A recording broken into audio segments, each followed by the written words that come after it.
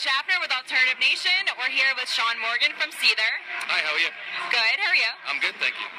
Okay, so Poison for Parish, your new album, comes out in a little less than 2 weeks. Yep. What can you tell us is going to be different or similar about this album compared to your recent ones? I think the main thing is we went back to just being like a riff band. Sorry, let me do it. And we sort of like, I rediscovered how much I like to play music, because for the longest time I was kind of thinking about doing something completely different for a little while and taking a break, but as I was doing the writing part of it, I sort of found that I really was loving music again, you know what I mean? And that felt really good. So this album to me is kind of a return to what it was like being a kid in the garage, you know, and there's like 4 of you getting hammered on a 6-pack because we were just little kids. So, and it's like, you know, it's just fun to be excited about music again, because like I said, for a little while I lost my passion, I think. And I produced the album, so there was a lot less outside influence, which is kind of cool. And we mixed it away to make it sound a little heavier than stuff we've done before, just because I think rock music needs a bit of a kick in the teeth, you know, and to sort of, you get bands like Highly Suspect and Thrice's new albums are great, like departures from what's currently quite popular. And what's popular is a lot of stuff that sounds very similar, right? Shit. Yeah, exactly. So I mean, we just wanted to sort of stand sort of on our own in a lot of ways, and yeah, I mean the guitar tones are great. I think it's sort of just it represents us, who we are as a band. It's quite noisy in places. You know, we didn't clean out all the feedback and stuff. It was trying to be as real and as rough as possible, but by the same token, making sure the songs were good. You know, so that's kind of what we went with it. And I mean, I think people will dig it. I don't know. I like it. So. Mistakes are what makes rock and roll what it is. Well, so. Absolutely. We're not a bunch of robots writing music, you know what I mean? And a lot of these producers want you to be exactly perfect the whole way through, and it's like, yeah, that's cool and all, but it completely sucks the soul out of what you're trying to do, you know? So, I mean, that's the whole point, is to not sound like a bunch of machines. And yeah, I think we achieved that. I think it's good. Yeah, I understand you self-produce this album. Yep. So what makes self-producing an album, what makes it different about the experience of putting the album out? Well, it's way more nerve-wracking because I'm the one that's responsible for the way it sounds. But I think it's the whole point of it is I wanted to get in there and see if I could do it myself, because I'd learned from like Brendan O'Brien and Howard Benson and a couple of other producers, Bob Marlett and the first Jay Baumgartner, and we've learned from them what we do and don't like about the producing side of it. And I watched all these guys and their approaches, and I took what I liked and threw away what I didn't. And I think it was an experiment to see if I could do it, and I think it went pretty well. So we'll see. I mean, it's nice to be the one that's in charge of everything, but also by the same token, it's a little nerve-wracking. Like now it's all on my shoulders, so you know, I hope it doesn't go badly. Carry all the weight. Exactly. So the music video for Let You Down is very, very dark. What is the significance behind this video, if you don't mind sharing it? There's no real significance, honestly.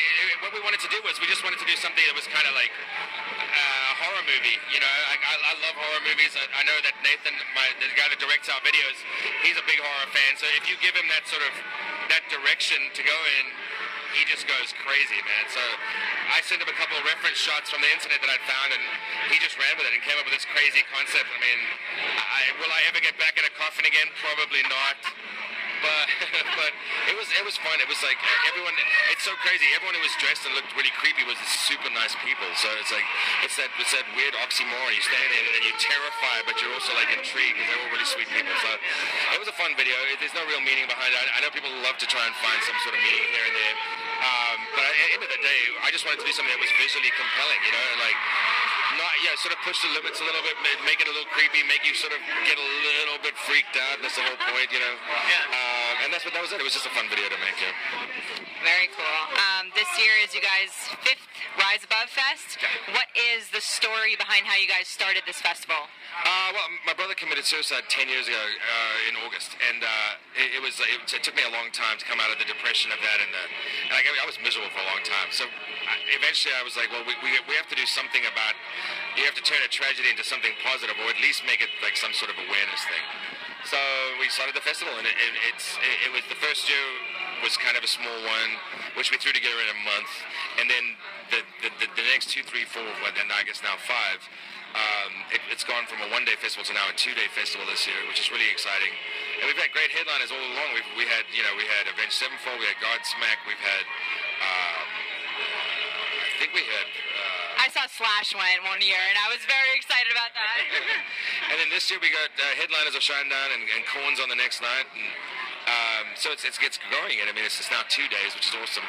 And I think it's all about suicide awareness, and it's kind of just to raise money and to create a sort of dialogue about it and sort of make sure that people understand it's an epidemic right now, not only amongst veterans but amongst teens and children even as young as 8 and 9. So it's kind of horrific that's the world we live in, and people kind of don't like to talk about ugly things.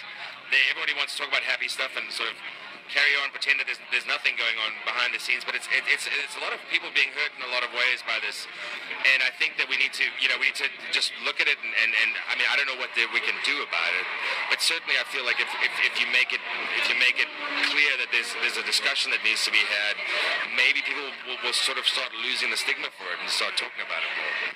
I mean that's what we can hope for, right? Anyway, so we hope to take the festival maybe one day on the road and like play in other major cities, because right now it's up in Bangor, Maine, which is cool. And but it's like the furthest place, I think, northeast. You go all the way. It's 9 hours from where I live at home, so yeah. But it's so if we can move it to a more central place, I think we could grow it exponentially. So that's the goal. We'll see what happens. I mean, I don't know if that's realistic right now or what the case may be, but I think one day we'll definitely get to that point. And I mean, it's all for a good cause, People come out and we take care of a lot of veterans. We fly them out. We show them a good time. We feed them. We get them drunk. We take them gambling, and it's a good time, So and we try to give back to them, and we always have like a meet. We always meet the night before. We meet a bunch of people that have been identified as people that may need a little bit of a boost in their lives. You know what I mean? We hang around and shoot the shit for about an hour or so, and then we go home.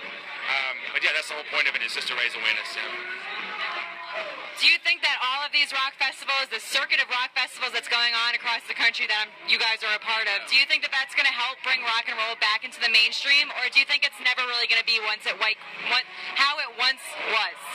I think if you stop writing shitty music, it will bring it back into the mainstream. I don't know.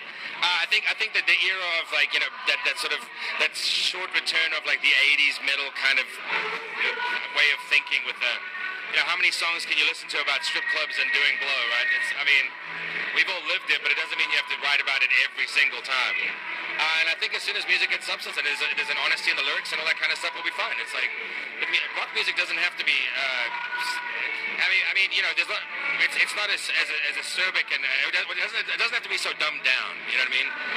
It can go back to a place where there's an intelligence behind it, and there's like a real sensitivity behind it.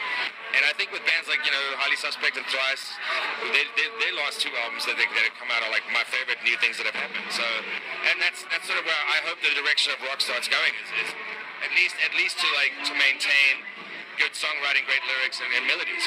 Instead of it always having to be thrashy and some clicky drum sound that everyone's using. So, I mean, and that's not to say, it makes me sound like a total dick, but I mean, there's a lot of great bands. There's a lot of samey kind of sounding bands, and if you have more variation, that's when I think you can grow a genre. You can't expect people to like a genre if it sounds the same every song, right? So, it just needs to diversify a little bit, and I think it'll be good. That's one thing I noticed about Seether is the songs are very realist. It's not necessarily depressing, but it's a realistic view of everything that's going on in the world. The more you're educated about what's going on around you, the more pissed off you're going to be. Unfortunately, when you do pay attention, there's a lot of things to be angry about. So, it's a lot of things happening in the world socially, that like the whole social media dominance and how it's telling children and kids that to be famous is the only important thing, and take pictures of your tits and ass and you'll get millions of followers and you'll make money. It's like, man, is that really what I want for my kid? Kylie Jenner, you subbing her? Looking at you. But that whole thing, man, and like the glorification of teenage girls being pregnant, the glorification of meatheads on The Bachelorette, stuff like all of that, man. It's like, you got these guys that are, again, they come out and they're all like testosterone out and douchebaggy, and yet they didn't become famous, and it's because of the TV, So, I mean, I think just turn the TV off, or, I don't know, watch cartoons, man. It's the way to do it, really. So I have a little bit of a fun question for you. If you were ever approached about it, or if you ever had the time, Stone Temple Pilots have been looking for a singer for over a year now. Would you ever consider filling in the shoes of Scott Weiland for them? I would love to. I mean, it's the kind of thing where that's such a big responsibility, though. think that they want somebody who's like a full-time guy. I mean, that would be the kind of thing where you step into that role, and it'd be like a life, like a dream come true kind of thing. But by the same token, I got my own thing going on, which keeps me kind of busy. But yeah, I mean, if they ever gave me a call, I would absolutely at least try out. I love Stone Temple Pilots, and it was another one of the bands that really influenced me growing up. So yeah, but that's never going to happen. Tell me about some of your other influences. I liked everyone when I was growing up. Nirvana, Alice in Chains, Pearl Jam, Rage Against the Machine, Pantera. That's the stuff that really hit when I was a kid. And it's just as long as it's music that's honest and it's got integrity and it's got great melodies. I mean, I love Tool. I love the Deftones. Those are like the new Korn album. I think is amazing. Not so much influence, just the stuff that I'm listening to right now. So yeah, I mean, ultimately, influences when I was a kid was like, obviously, what made me pick up a guitar was Nirvana. I was like, yeah, that sounds really cross, and my parents hate it, so I got to do the same thing. Of course, rebellion, exactly. angst, everything. We all started playing to piss our parents off, I think. Well, certainly I did. And yeah, those would be the ones that really got me into playing music and learning to play guitar and stuff. What do you think about Pearl Jam being inducted to the Rock and Roll Hall of Fame? Oh, it's about time. I mean, I think that's a great band, and they've been consistently a great band, and they tour, they're so good to their fans, and they play epically long sets. I don't know how they do that, but yeah, I mean, it's a great band that really deserves the recognition, and so I'm stoked. I think it's awesome. Alrighty, well, thank you very much, Shaun. It was nice speaking with you. You too. Thanks, son.